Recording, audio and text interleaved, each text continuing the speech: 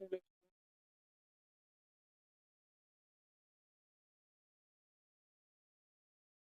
Eleven chapter number first biology शुरू करेंगे, जो कि एनसीईआरटी का स्रोत है। ठीक है, तो इसकी शुरुआत हम करेंगे। ठीक है, क्लास 11 चैप्टर नंबर फर्स्ट, जिसका आज पहला लेक्चर है। ठीक है, और इसको शुरू करने से पहले ठीक है कुछ हम लोग इसके इंट्रोडक्शन के बारे में जानेंगे। ठीक है, कुछ इसका परिचय देंगे कि बायोलॉजी के बारे में। ठीक है, कि किस तरीके से किन किन लोगों ने इस पर खोज किया। ठीक है, इन सब चीज़ों के बारे में क्या करेंगे हम लोग समझेंगे। ठीक है, चलिए शुरू करते हैं। ये हमारा बायोलॉजी का पहला लेक्चर क्लास 11 के लिए। क्लास 12 के लिए हमारा पहला लेक्चर कंप्लीट हो गया है। क्लास 11 का पहला लेक्चर है।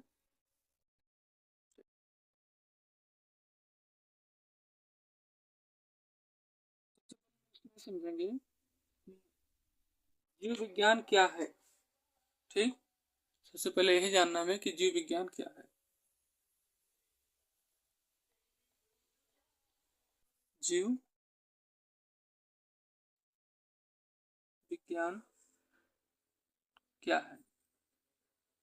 ठीक, सबसे पहले हम लोग यही समझेंगे कि जीव विज्ञान क्या है। ठीक है, तो अगर देखा जाए तो जीवों के अध्ययन जो होता है उसी को शायद सभी लोग कहते हैं जीव विज्ञान होता है। ठीक है, लेकिन ये कैसे इसकी उत्पत्ति हुई, कैसे क्या हुआ, इसके बारे में तो हमारा पहला टॉपिक आज का यही रहेगा। पहला लेक्चर जीव विज्ञान के में कैसे कैसे क्या चीजें। तो अगर देखा जाए तो जीव विज्ञान जो कि दो शब्दों से मिलकर बना है। ठीक है, एक बना है जीव विज्ञान मतलब कि बायोलॉजी। बायोलॉजी इसमें जो बना है शब्द हमारा वो बना है पहले। ठीक है, बायोस से। ठीक, और दूसरा जो शब्द है लोग्स। ठीक, पहला शब्द है बायोस और दूसरा शब्द है लोग्स। अब समझेंगे इसके बारे में। बायोस मतलब क्या होता है, लाइफ। ठीक, और जो आपका लोग्स दिया गया है इसका मतलब होता है ये रिसोर्स। ठीक है, या फिर इसका कहा था स्टडी। ठीक है, इसको कहा था स्टडी।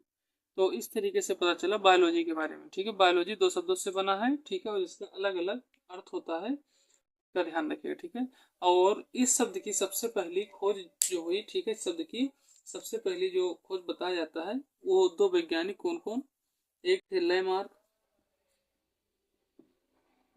ठीक, एक लेमार्क और एक वैज्ञानिक और कौन थे,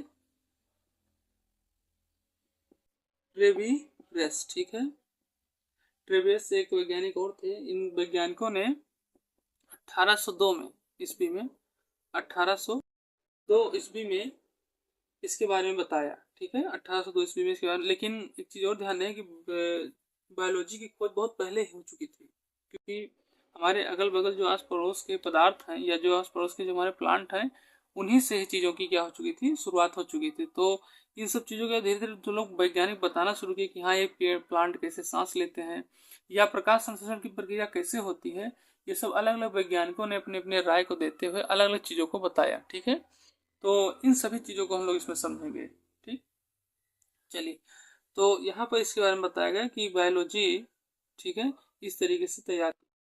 अब लोग इसके डिफिनीशन के बारे में समझेंगे कि इसका डिफिनीशन मतलब इसमें क्या होता है। चलिए देखिए कि जीव विज्ञान का डिफिनीशन क्या है, ये लिखने आप लोग भी लिखना शुरू कर दिए। ठीक है, बताया जाता है कि विज्ञान की वह शाखा, विज्ञान की वह शाखा जो, ठीक, विज्ञान की वह शाखा जो जीवधारियों, ठीक है, किसको, जीव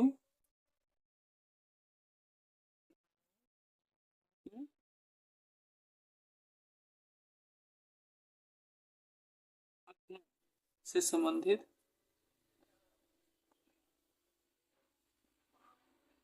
ठीक, से संबंधित है।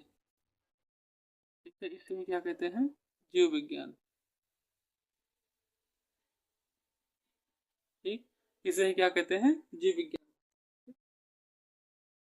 ये हो गया आपका जीव विज्ञान के डिफिनेशन के बारे में। जीव विज्ञान की वह शाखा जो हमें जीवधारियों के अध्ययन से संबंधित रखता है या संबंधित होता है, उसे क्या कहते हैं? हम जीव विज्ञान कहते हैं। अब इसमें और चीजों को समझेंगे कि जीव विज्ञान जो है एक तरीके से जीवितों का अध्ययन कराता है। ठीक है, जीव विज्ञान किसका अध्ययन कराता है? जीवितों का। ध्यान रखिएगा, जीव विज्ञान हमें जीवित लोगों का क्या करते हैं? अध्ययन करते हैं। ठीक है, अब जैसे बहुत से ऐसे जीव हैं जो निर्जीव के तरीके से रहते हैं, लेकिन उन सबको हम अलग अलग पढ़ेंगे किसी जैसे वायरस हो गया। ठीक, ये सब अलग अलग तरीके से इसके बारे में लोग पढ़ेंगे। ठीक, लेकिन यहाँ जो है इसको समझे पहले कि जीव विज्ञान जो है वो किसको? जीवितों का अध्ययन कराता है। क्योंकि अगर देखा जाए तो जो पौधे हैं, ठीक, या फिर जो जंतु हैं, ये सभी क्या एक तरीके से जीवित प्राणी में आते हैं। पौधे भी और जंतु भी सभी क्या आते हैं? जीवित प्राणी में आते हैं। दोनों इसलिए इनके बारे में पढ़ेंगे। इन जीवधारियों के अध्ययन के बारे में हम लोग क्या करेंगे? इसमें पढ़ेंगे, सम्मिलित करेंगे इसको। ठीक है, अब देखेंगे तरीके की जो जंतुओं का अध्ययन होता है, हमारे यहाँ जंतुओं का अध्ययन होता है। ठीक है, उन्हें क्या कहा जाता है? उन्हें जूलॉजी कहा जाता है। जो हम लोग जंतुओं के अध्ययन के पढ़े उसे कहा जाता है जूलॉजी। और फिर इसी तरीके से जो हम पौधों के अध्ययन को पढ़ेंगे उसे क्या कहा जाएगा? बॉटनी कही जाएगी। ठीक है, ध्यान रखिएगा। ठीक, तो जो हम जंतुओं के अध्ययन के बारे में पढ़ेंगे तो बताया जाएगा जूलॉजी, और जब पौधों के अध्ययन के बारे में पढ़ेंगे तो क्या कहा जाएगा? बॉटनी बताई जाएगी। ठीक है, तो इस तरीके से हम लोग मतलब इसी जीव विज्ञान में ही अलग अलग तरीके से चीजों को क्या करेंगे? अध्ययन करेंगे। ठीक, और ध्यान रखिएगा कि जूलॉजी बॉटनी बताई गई है, ठीक, ये दोनों तरीके से कौन सी भाषा? ग्रीक भाषा है। ठीक, कौन सी भाषा है? ग्रीक भाषा है। और ग्रीक भाषा में जो जूलॉजी बनी है वो जायन से बनी है। ठीक है, और जो बोटनी बनी है, ठीक है, ये बोटन से बनी है। ठीक, बोटन से बनी है। और जो जूलॉजी बनी है किससे बनी है? जॉन से बनी है। ठीक है, इसको ध्यान रखिएगा। ठीक, अब चलिए आगे फिर समझते हैं इसके बारे में कि आप इसको अब नोट कर लीजिए। ठीक है, फिर आगे समझते हैं इसको, और जो आपको समझ में ना है उसको कमेंट बॉक्स में तुरंत डालिए, उसको फिर से बताया जाएगा। ठीक है, चलिए आगे बढ़ते हैं। चलिए अब हम लोग फिर शुरू करते हैं इसके आगे। ठीक है, तो हम लोग अभी तक सीखे कि बॉटनी और जूलॉजी का ग्रीक शब्द में प्रयोग किया जाता है, मतलब ग्रीक शब्द ही हैं, उसी से क्या किया गया है? बनाया गया। ठीक है, अब हम लोग आगे फिर समझते हैं। ठीक, अब ग्रीक शब्द में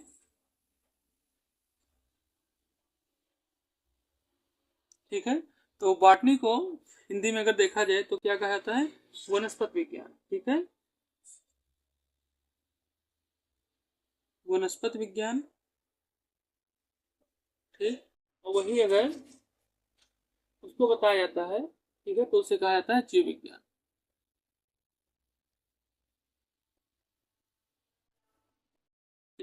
ये हो गया जीव विज्ञान। और अब इसी चीजों में हम लोग आगे पढ़ना शुरू करेंगे। ठीक है, देखिए, तो सबसे पहले चीज बताया जाता है कि जीव विज्ञान जो होता है, ठीक है, जीव विज्ञान, ठीक, बताया जाता है कि जीव विज्ञान जो होता है वह शाखा होती है जिसमें हम पशुओं के बारे में या जो पशु चरने वाले होते हैं उनके बारे में हम लोग जानते हैं। ठीक है, किसके बारे में? पशुओं या वैसे जीव जंतु जो हमें क्या करते हैं? चरने वाले, यानी खाने पीने जो जंतु होते हैं वो सब जीवधारियों में आते हैं। ठीक है, और सबसे पहले ध्यान रखिए कि एक वैज्ञानिक थे थियोक्रिटस।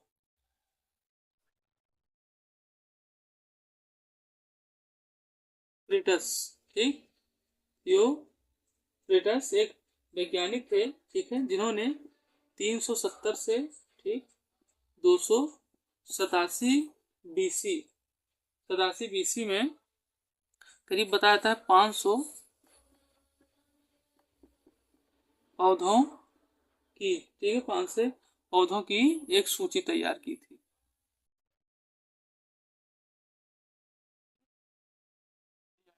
उन्होंने तैयार की थी थियोफ्रेस्टस ने 370 से 287 के बीच में 500 पौधों की क्या तैयार की थी? एक सूची तैयार की थी। ठीक है, और साथ ही साथ इन्होंने जब इसको तैयार किया तो उसमें क्या क्या चीजें बताई ये समझेंगे। ठीक है, सूची जब तैयार हो गई तो उसमें पौधों की आयु, ठीक, आयु के बाद उनका आकार, ठीक, आयु के बाद उनका आकार, ठीक है, और उनके आधार, ठीक, और उनका भोजन, ठीक, इन चीजों के बारे में उन्होंने क्या किया, बताया। इसलिए इन्हें क्या कहा जाता है, इन्हें कहा जाता है वनस्पति का पिता। ध्यान रखिए, क्या कहा जाता है, वनस्पति के पिता, ठीक, वनस्पति के पिता, ठीक, वनस्पति के पिता इनको कहा जाता है, ठीक है। थियोफ्रेस्टस को क्या कहा जाता है, वनस्पति के पिता बताया जाता है, ठीक। चलिए आगे हम लोग फिर समझेंगे। तो वनस्पति के पिता किसे कहते हैं, थियोफ्रेस्टस को, ध्यान रखिएगा, ठीक है। ये काफी बार कई जगहों पर पूछा गया, ठीक। अब हम लोग इसी इंट्रोडक्शन में पढ़ेंगे, समझेंगे कि जीवधारी होने के क्या क्या लक्षण होते हैं, ठीक है, कि जो जीवधारी होते हैं उनके कौन कौन से लक्षण से हम लोग के पता कर पाए कि हाँ ये जीवधारी हैं कि नहीं है, ठीक है। तो चलिए हेडिंग डालिए जीवधारियों के लक्षण और इसको समझना शुरू करिए, ठीक है। चलिए शुरू करते हैं।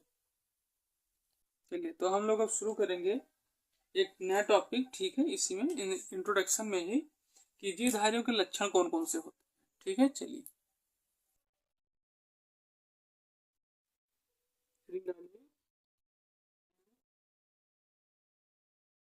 ये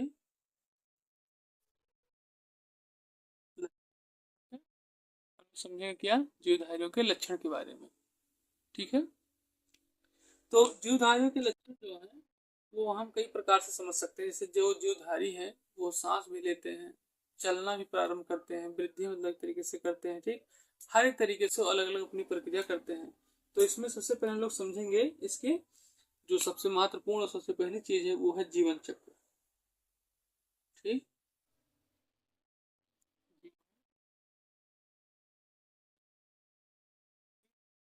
ये आता है सबसे पहले जीवन चक्र के बारे में, ठीक है। तो समझेंगे कि जीवन चक्र क्या होता है, ठीक है। तो यहाँ बताया है कि जो सभी जीव हैं, सभी जीव एक निश्चित जीवन चक्र, ठीक है, ये निश्चित जीवन चक्र का अनुसरण करते हैं। सभी जीव निश्चित एक निश्चित जीवन का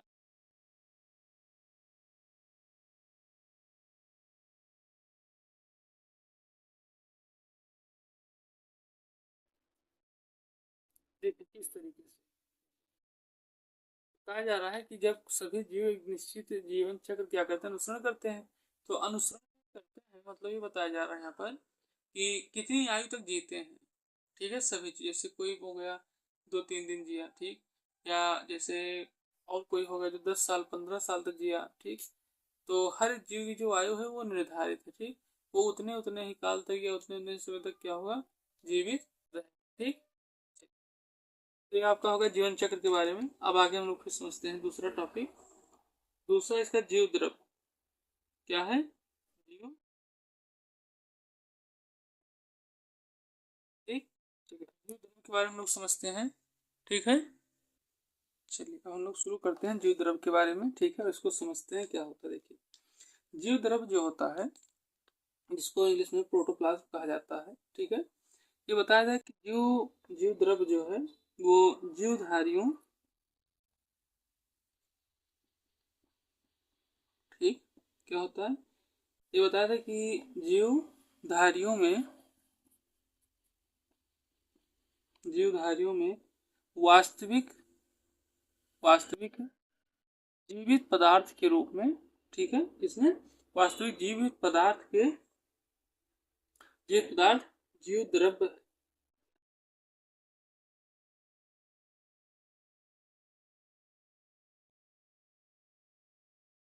बताया गया कि जीवधारियों में जो वास्तविक जीव पदार्थ है, जीवित पदार्थ हो क्या है, जीव द्रव्य होता है, ठीक है। वास्तविक जीवित पदार्थ कौन सा होता है, जीव द्रव्य होता है। कैसे इसको समझे, देखिए जैसे कोई भी जीवधारी है, ठीक है, इसके अंदर ये बताया जाए कि हाँ जीव है, प्राण है, सांस लेता है, ठीक है। अगर कोई भी प्राणी है या कोई भी जीव है तो उसमें कुछ भौतिक आधारशिला होगी, ध्यान रखिएगा, कुछ क्या होगी, भौतिक आधारशिला, बहुत महत्वपूर्ण ये है, ठीक है। भौतिक आधारशिला ये क्या होता है, समझेंगे इसको।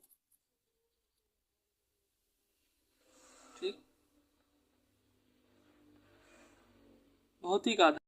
ठीक है, ये क्या होता है किस तरीके, देखिए भौतिक आधारशिला वो चीज है, ठीक है, जिससे धीरे धीरे कोई परिवर्तन हो। कैसे, देखिए जब कोई चीज विकास करे, हम लोग की शरीर ही है, ठीक है, तो एक होता है मैकेनिज्म, यानी कि एक होता है तो भौतिक तरीके से काम करती है एक शरीर, ठीक, और एक हम लोगों का जो होता है केमिकल रिएक्शन के माध्यम से होता है।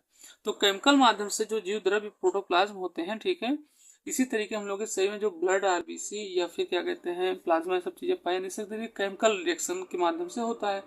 और कुछ रिएक्शन यांत्रिक भी होते हैं, ठीक है, जैसे मुंह का चबाना, मुंह से हम लोग भोजन को चबाते हैं। तो इसी तरह से बताया कि जो भौतिक आधारशिला रखी जाती है, ठीक है, जीवधारियों में, ठीक, वो कहीं ना कहीं जीव द्रव्य में क्या करता है, बहुत ही महत्वपूर्ण भूमिका निभाता है।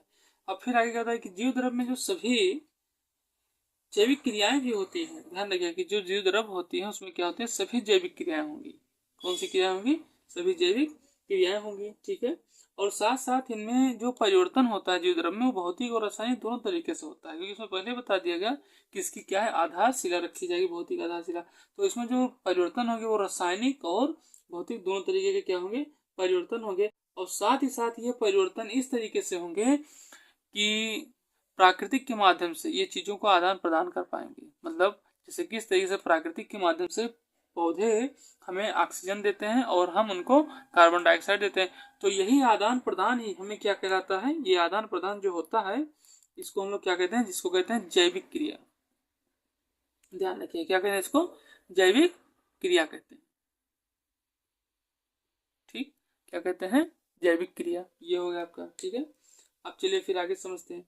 तो ये हो गया जीव द्रव्य की थोड़ी बहुत जानकारी। अब जीव द्रव्य को हम लोग और अच्छे से आगे समझते हैं, ठीक है। देखिए बताया जाता है कि जो जीव द्रव्य है, ठीक है, ये एक तरीके से जटिल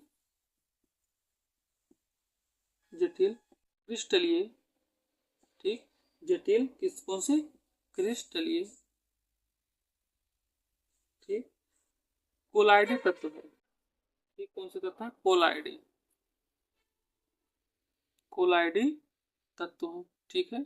ये महत्वपूर्ण लाइन है कि जो ये जटिल जीव द्रव्य है, ये जटिल क्रिस्टलीय कोलाइडी तत्व है। इसको इंग्लिश में कॉम्प्लेक्स क्रिस्टल कोलाइड सिस्टम कहा जाता है। अब देखिए कोलाइडी विलयन आपने पढ़ा होगा क्लास 9th के चैप्टर नंबर फर्स्ट या सेकंड, शायद फर्स्ट में ही है। हाँ फर्स्ट में है शायद, नहीं तो सेकंड में होगा, लेकिन ये है कि है, ठीक। तो उसमें कोलाइडी विलयन पढ़े। कोलाइडी विलयन जब होता है तो उसमें उसके तत्व ही होंगे, एलिमेंट होंगे। उसी तरीके से हम बताया है कि जो जीव द्रव्य है वो एक तरीके से क्या कौन से फॉर्म में होता है, वो एक तरीके से क्रिस्टलीय कोलाइडी तत्व के रूप में क्या होता है, मौजूद रहता है, ठीक। और कार्य क्या करता है, इसके साथ में कुछ प्रोटीन के भी रासायनिक पदार्थ होते हैं, ठीक है। कुछ प्रोटीन के जैसे सेलुलोज हो गए, ठीक, या फिर और सारे कई प्रकार के प्लेटिन, हेमीसेलुलोज, सब सारे इसमें क्या होते हैं, कहीं ना कहीं कुछ प्रोटीन के रूप में पाए जाते हैं, ठीक है। रासायनिक पदार्थ के रूप में मिलकर क्या कहते हैं, जीव द्रव्य का निर्माण करते हैं, ठीक है। और जीव द्रव्य, ठीक है, एक दूसरे के पदार्थ, जो जीव द्रव्य में जो पदार्थ होते हैं, ठीक है, वो एक दूसरे को क्रमबद्ध तरीके से बांधे रखते हैं। ध्यान रखिएगा, ये एक दूसरे को क्या करते हैं, क्रमबद्ध तरीके से बांधे रखते हैं। ये हो गया जीव द्रव्य के बारे में। इसको हम और बहुत ही डीपली पढ़ेंगे, लेकिन आज इंट्रोडक्शन है तो भी आपसे ऊपर ऊपर समझिए, फिर इसको हम बहुत अच्छी तरीके से समझेंगे, ठीक। तो ये आपका होगा जीव द्रव्य। अब इसके बाद हम लोग समझेंगे तीसरा टॉपिक जो है कोशा संरचना के बारे में, इसको सेल स्ट्रक्चर कहा जाता है, ठीक। चलिए समझते हैं अब आगे सेल स्ट्रक्चर के बारे में। तो हम लोग अब समझेंगे कोशा संरचना के बारे में, यानी कि सेल स्ट्रक्चर के बारे में। तो सेल स्ट्रक्चर क्या होता है या सेल क्या होती है, ठीक है, कोशिका क्या होती है, कोशा। देखिए हम इसको आगे भी समझेंगे कि जो जीवन की सबसे छोटी सबसे मौलिक इकाई है, बेसिक है, वो क्या है, कोशिका है अपने जीवन की, ठीक। तो इसको हम लोग चलो लिखना शुरू करते हैं। कोशिका क्या है, देखो बताया जाए कि जीवधारी, ठीक है, क्या, जीवधारी एक या एक से अधिक, एक या एक से अधिक संरचनात्मक, ठीक है, संरचनात्मक, ठीक, इकाइयों, ठीक, से बने होते हैं। से बने होते हैं। ठीक, क्या होते हैं? से बने होते हैं और उन्हीं को क्या कहा जाता है? कोसा कहा जाता है। देखिए यहाँ बताया गया है कि कोसा संरचना में बताया है कि जीवधारी एक या एक से अधिक संरचनात्मक इकाइयों से बने होते हैं। एक से एक अधिक मतलब कि यहाँ तरीके से किसी किसी में एक कोसा होती है, एक कोसा, इसको हम आपको पढ़ाएंगे आगे, ठीक है। और किसी किसी में बहुकोसा होती है, बहुकोसा, ठीक, ये चीज होती है। अब हम लोग देखेंगे एक कोसा बहुकोसा के बारे में, मतलब इसको समझेंगे। इसको एक कोष के बहुकोष के जीव कहा जाता है, जैसे कि अमीबा, पैरामीशियम, इग्लिना, ठीक है, सिलेंडरा, ये सब जो हो गए क्या, एक तरीके से एक कोसा। और जो दूसरी है वो है क्या, बहुकोसा, यानी कि बहुकोष के होते हैं। तो बताया जाता है कि हम जीवधारी एक या एक से अधिक ऋणात्मक इकाइयों से बने होते हैं और जिन्हें क्या कहा जाता है? कोसा कहा जाता है, ठीक है। और फिर बताया गया है कि पौधे और जंतुओं के सभी कोशाओं में जीव द्रव्य या कोसा कला क्या होती है? द्वारा घिरा होता है। ये भी ध्यान रखिएगा क्या, कि जो और पौधे और जंतुओं पौधे और जंतुओं की सभी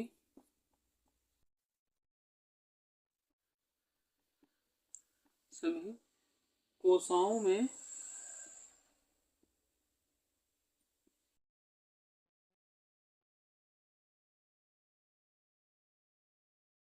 कोसा कला उपस्थित होता है, ठीक है। द्वारा घेरा रहता है, फिर उपस्थित रहता है, उपस्थित होता है, ठीक। ये चीजें बताई जाती है इसके बारे में, ठीक है। ये हो गया आपका कोसा संरचना। इसके बाद हम लोग लिखेंगे उपापचय। जो हम लोग का चौथा टॉपिक होगा वो क्या होगा? उपापचय,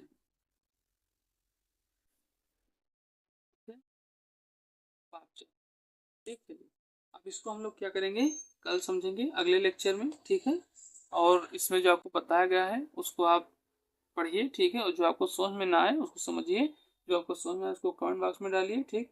और चैनल को शेयर करिए और सब्सक्राइब करिए, ठीक, और लाइक करिए। और इसमें जो आपको जो कोई भी दिक्कत हो तो आप कमेंट बॉक्स में तुरंत डालिए। अगला लेक्चर हम लोग उपापचय शुरू करेंगे अगले लेक्चर पर। अगले टॉपिक अगला टॉपिक जो है वो अगले लेक्चर में क्या किया जाएगा? शुरू किया जाएगा, ठीक। Thank you.